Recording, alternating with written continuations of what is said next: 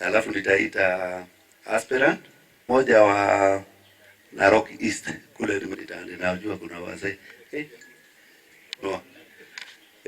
Ole Nguruma, sisi tunataka kukaa pahali tuko, siku tunachunga mbele, siku za kesho, lakini nafikiri wa Kenya sisi tukili ambao tunajali zaidi siku hiyo ya basi. Asante. Mimi ninaitwa, unajua jinsi wengine mtu wa Kilara anasema nilichagua mbunge pahali atanitetea, dawa ionekane hapa, na ukienda kumwambia hakuna dawa, risasi kichwa.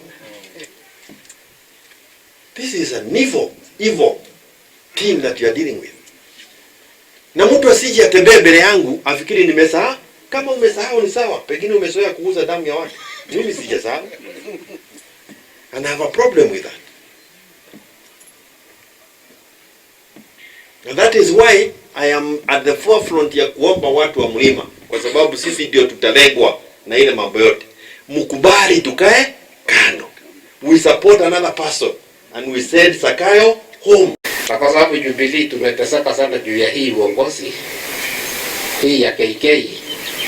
Sasa sisi tutaungana na wale wengine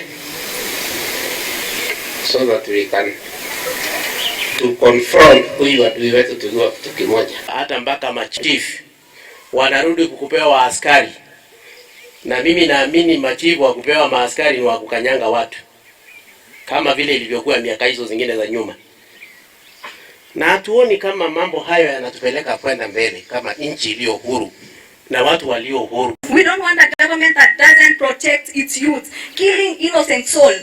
We lost innocent souls just to give Oparanya kazi. I'm sorry to say that.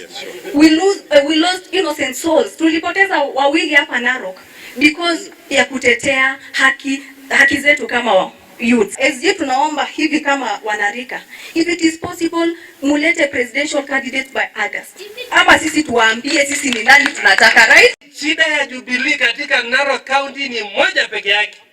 Kwa hiyo mesa huko, hiyo mesa ni wasee peke yake, lete vijana hapo ndio tuanze kuwasikiza. Ninaomba hakika nomination ya wamama wa Masai isirudi kupeanwa nje. Ni mbaya sana.